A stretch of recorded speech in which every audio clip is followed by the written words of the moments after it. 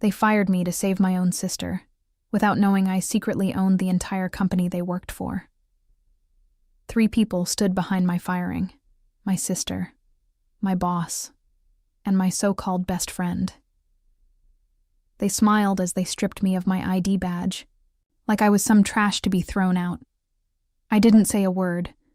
I just stared at them, holding back a grin, because what they didn't know was that they had just fired their real owner. If you've ever been underestimated, betrayed, or mocked, this story will hit you hard. Like, share, and subscribe, because this revenge will leave you speechless. 6 months ago, I was just Mike, the guy in IT who fixed broken printers and got no respect. People used to forget I was in the room, even when I was the one keeping the company alive. My sister Ashley joined the company through me. I pulled strings, got her hired, and trained her myself.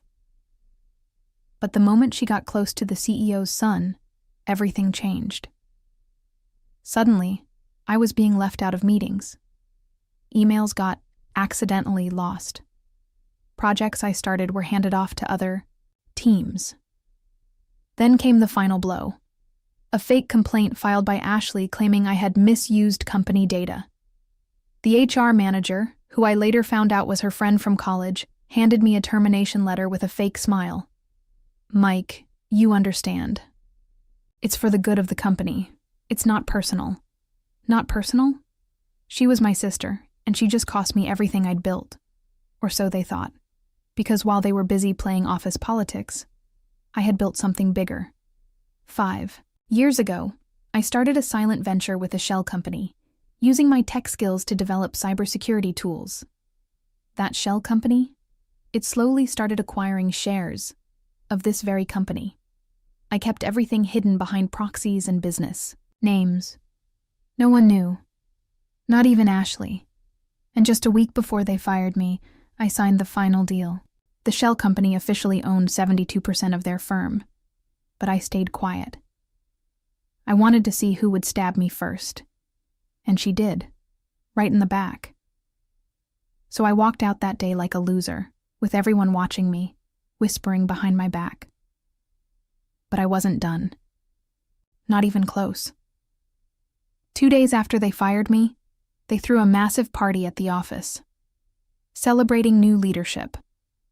Ashley walked in wearing a $4,000 dress, like she owned the place. My ex-best friend Todd stood beside her, holding champagne, like he hadn't just stabbed me in the back. They were laughing, toasting, talking about new beginnings. But what they didn't know was that I had already scheduled a mandatory board meeting for that evening, under my real name. At exactly 7:00 p.m., every senior executive received an alert. Emergency ownership review, attendance required. Ashley was confused. "Why is the board calling a meeting without consulting me?" Todd said, "Maybe it's about your promotion. You're about to be officially named CTO." She smiled. But that smile wouldn't last. The boardroom was silent when I walked in. Ashley's jaw dropped. Todd's glass nearly slipped from his hand. The CEO, our uncle, squinted and asked, "Mike, what the hell are you doing here?" I calmly took the seat at the head of the table. Then I slid a file across to the board's lawyer. "These are the ownership documents. You might want to read them out loud." The lawyer looked confused, until he flipped through the file. Then his eyes widened. "This can't be right. This document shows that a holding company named Cynet Global now holds majority shares of the firm." He turned toward me. "And according to these records, you are Cynet's sole owner?" The room went dead silent. Ashley whispered, "This is a joke, right? He's just an IT guy." I looked at her and said, "Correction, I was your IT guy. Now I'm the reason your paycheck exists." Everyone was frozen. The board members began whispering among themselves. The CEO stood up, angry. "You manipulated us. You went behind our backs." I leaned forward. "No, I played the same game you taught me. You just never thought the loser in IT could beat you at it." Ashley's face turned pale. Todd couldn't stop blinking. The CEO, our uncle, stood, frozen like someone had unplugged his brain. I sat there calmly, letting the silence do the damage. Every second that passed was a reminder. They had just handed power to the one person they tried to destroy. One of the board members, Mr. Clark, cleared his throat. "Mike, are you telling us you've been acquiring shares behind the scenes? All this time?" I nodded. 5 years of silence. While you mocked me, overlooked me, and pushed me aside, I was buying the company one piece at a time. Ashley slammed her hand on the table. "This is insane. You were just a background guy. You didn't even have the guts to speak up in meetings. How could you do all this?" I looked straight at her. "Because I didn't waste time playing office games. While you were chasing titles, I was building an empire." The board lawyer confirmed everything. Legal, valid, irreversible. And then I dropped the second bomb. "I'm not here to just own the company. I'm here to make changes. Effective immediately, the following executives are being removed from their positions due to unethical conduct." I slid another folder across the table. Inside were records, emails, transactions, manipulated reports.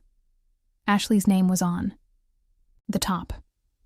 She snatched the folder, flipped through it in panic, and shouted, "You're doing this because you're jealous, because I got ahead." "No," I said, standing up slowly. "I'm doing this because you betrayed me, and because you're a liability to this company." Todd jumped in, sweating. "Mike, we're friends. Come on, man, don't do this." I turned to him, my voice calm but sharp. "Friends don't sell each other out for a quick promotion. You could have walked away. Instead, you joined them." He didn't say another word. The board had no choice. My ownership percentage gave me full voting power. Within minutes, I had them removed from their positions, but I wasn't done. I reached into my folder and pulled out 3 letters, sealed. I handed one to Ashley, one to Todd, and one to my uncle. "Consider these your final paychecks. Severance included. You're officially out." Ashley's voice cracked. "You can't do this. You can't just erase us." I looked her dead in the eyes. "You fired me to protect yourself. Now I'm just returning the favor." I walked out of that boardroom with every eye following me. But as I reached the door, I paused and said one last thing. "Oh, and that company retreat next month in Bali? Still happening, just without you." But what they did next changed everything. I thought it was over. I thought firing them would be the end of it. But I had no idea how far they were willing to go to destroy me. 3 days later, I started receiving strange calls. No one spoke, just silence on the other end. Then emails started arriving, anonymous threats, fake lawsuits, ridiculous claims about company fraud. At first, I ignored them, thought it was just noise. But then, someone broke into my condo. Nothing was stolen, but my laptop was open. Files had been accessed. It was a message. I checked the security footage. Someone had used my old keycard. The same one I'd used back when I was just the IT guy. Only 2 people still had access to that keycard system, Ashley and Todd. I knew they were behind it, but what I didn't know was how desperate they had become. I found out later that after I fired them, Ashley tried to launch her own tech firm using stolen files from the company. But when investors did a background check, they found the scandal. No one wanted to touch her. She was blacklisted. And Todd? He went crawling back to a competitor, begging for a job. But somehow, every company already knew about what he did. They thought I had leaked it. But I hadn't said a word. They were falling, crashing hard, and they blamed me for all of it. So they came up with one final plan. A plan to take me down completely. It happened at the company's annual shareholder meeting. My first one as majority owner. Everything was perfect. The presentation, the numbers. Profits had soared since I took over. But just as I stepped onto the stage, someone shouted from the back, "Mike, Williams is a fraud. He stole this company." It was Ashley. In the middle of hundreds of shareholders, board members, and press, she walked up holding a thick file in her hand. "This," she said, waving the file, "proves that Mike's holding company used stolen software and fake shell companies. He doesn't own this firm legally." The room went quiet. Everyone turned toward me. A single mistake, and I could lose everything. My reputation, my company, everything I built. The moderator turned to me and said, "Mr. Williams, do you have a response?" I walked to the mic, calm, cold. Then I smiled. "Yes," I said. "I was hoping you'd show up today, Ashley, because I brought something too." Pulled out my folder. Inside it were recorded calls, emails, and bank transfers, showing how Ashley had bribed a former employee to fake documents. I had let it happen. I let her walk straight into the trap. Because weeks ago, I had planted a fake file in the system, labeled Ownership Vulnerability. She took the bait. I played a short audio clip. Her voice was crystal clear. "If we leak this, it'll ruin him. Doesn't matter if it's real. By the time he proves it's fake, the damage will be done." Gasps filled the room. The moderator stood in shock. One board member whispered, "Oh my God." I turned back to Ashley and said, "You taught me how to play dirty. I just got better at it." Security escorted her out. The audience applauded, and I looked out at them and said, "This company was built on silence, betrayal, and politics. But from today forward, it will stand for something better."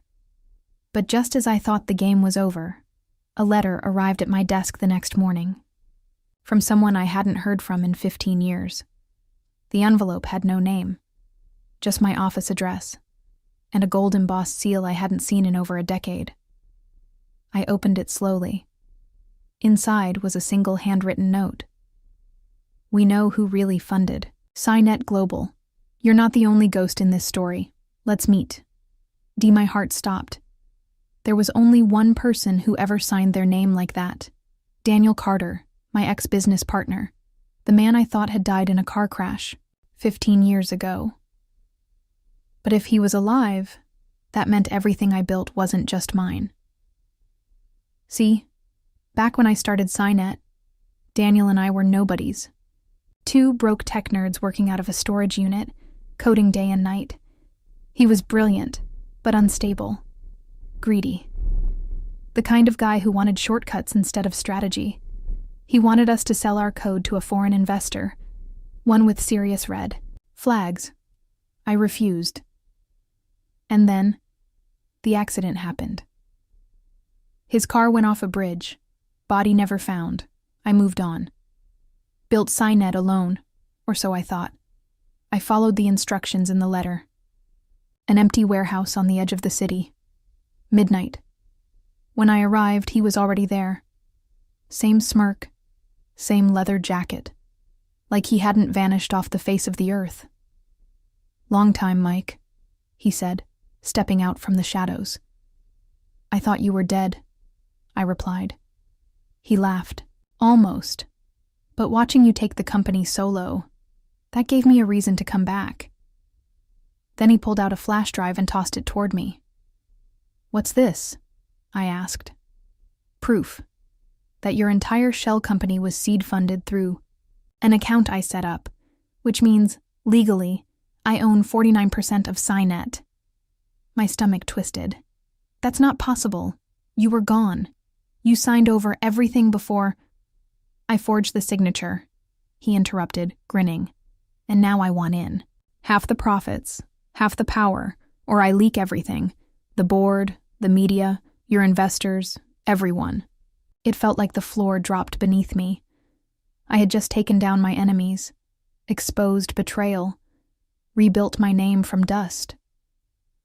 And now, the ghost of my past had returned to reclaim half my empire. I stared at him, calm. Then I smiled. You didn't come back for power. You came back because you're broke. His grin faded. You wouldn't have waited 15 years if you were doing well. You've got nothing. That flash drive is a bluff. He stepped forward, voice low. Want to bet? I handed him a folder. I already knew you were alive. I've been tracking the offshore account you used to fund Cynet, and I bought it 6 months ago. His eyes widened. You used a dead man's account, and I used it to bury you legally. You don't own 49% of anything. You're just a ghost. Security lights flickered on. My private legal team walked in. Daniel backed away. You set me up. No, I said. I finished the story you tried to erase.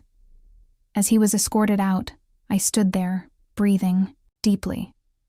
I had no family left, no friends from the old world. But I had peace, and that was priceless. Back at my office, I hung a new frame on the wall. It said, "They fired me, but I owned everything they worked for." Underneath it, I added another line, and when the ghost came back, I buried them too. Because sometimes revenge isn't loud, it's just permanent.